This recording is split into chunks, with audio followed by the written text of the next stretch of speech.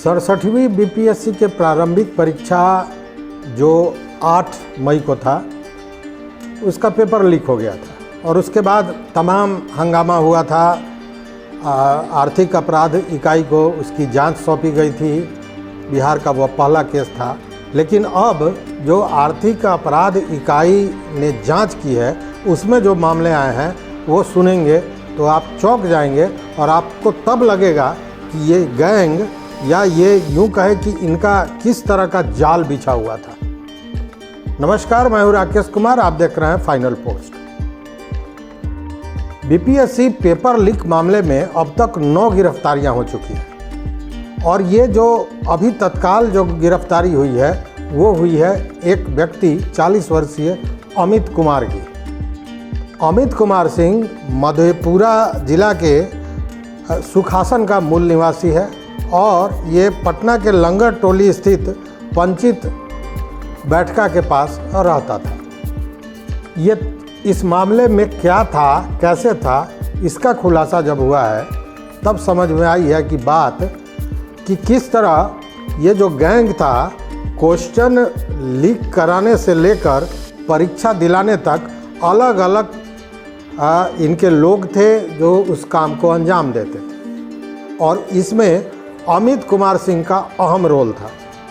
क्योंकि जब paper leak हो जाता था तो यही अमित कुमार सिंह उसको सॉल्व करता था और एक क्वेश्चन सॉल्व करने के लिए उसे 1200 से 1500 रुपए मिलते थे। आखिर ये होता कैसे था?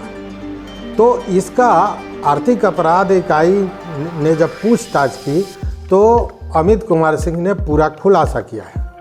और सबसे अहम बात यह है कि इस पूरे रैकेट में कई कोचिंग संचालकों का भी नाम आया है जो सरकारी परीक्षाओं के लिए तैयारियां कराते थे। ये अमित कुमार सिंह आनंद गौरव उर्फ पिंटू यादव का मित्र रहा है।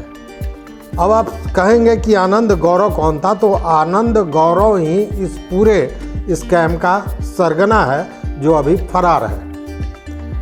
इससे इसकी दोस्ती थी और पिछले 2-3 सालों से ये लोग साथ में काम कर रहे थे। इस मामले में जो बातें खुल के आ रही हैं उसमें यह भी पता चल रहा है कि अमित कुमार सिंह ने जो जानकारी दी है उसके मुताबिक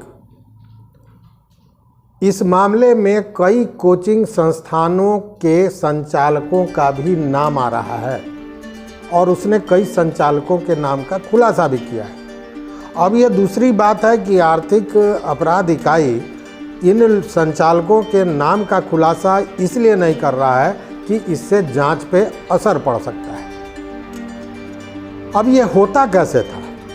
तो होता ऐसे था कि ये जो गैंग था सबसे पहले क्वेश्चन परीक्षा के पूर्व लीक करने की व्यवस्था करता था कि क्वेश्चन आउट हो जाए। जब क्वेश्चन आउट हो जाता था परीक्षा के पहले तो ये सॉल्वर के पास पहुंचाया जाता था, मतलब इसके सॉल्वर अमित कुमार सिंह था।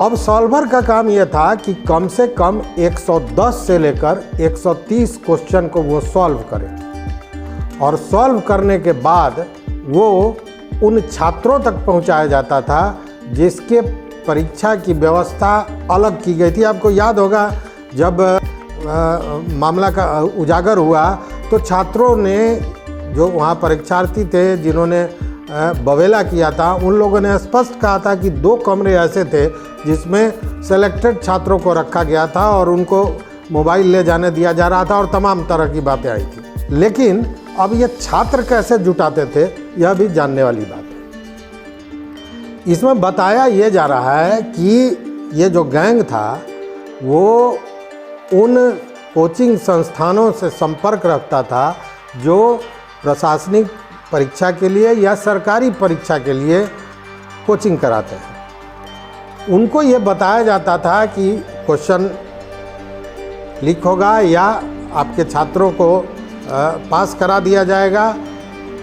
अब जब पूरी जानकारी उनको होती थी तो अब उनका काम था कि वो अपने कोचिंग में पढ़ने वाले छात्रों को इसकी जानकारी देते थे और तब उन छात्रों से जो लोग तैयार होते थे उन लोगों से मुँह मांगा पैसा लिया जाता था और उसी के आधार पर छात्र को इकट्ठा किया जाता था, परीक्षार्थियों को इकट्ठा किया जाता था और ये जो संख्या थी वो बड़ी हो जाती थी, मतलब पैसे का लेन देन भी बड़ा होता था। हालांकि राजेश और सुधीर कुमार सिंह को भी आर्थिक अपराध इकाई ने 3 दिन के रिमांड पर लिया है, उनसे पूछताछ हो रही है और वहाँ से भी ये जानकारी मिल रही है कि उन्होंने जो कुछ खुलासे किए हैं उससे सारा चीज़ हो सकता है कि बहुत जल्द बाहर आ जाएगा कि इसमें किन किन लोगों का हाथ है।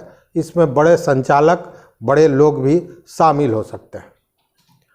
तो देखते हैं कि आर्थिक अपराध इकाई इसको कितनी जल्दी और कितने साफ ढंग से इस जांच को पूरा करता है, दूध का दूध और पानी का पानी करता है। तो बस आज इतना ही। अगर चैनल पर नए हो तो निश्चित रूप से सब्सक्राइब कीजिए और वो घंटी जैसी आकृति है उसको दबा दीजिए। अपना कमेंट ज़रूर दीजिए, क्योंकि आपका कमेंट जो होता है वही हमारी हौसला अफजाई करता है। बहुत बहुत धन्यवाद।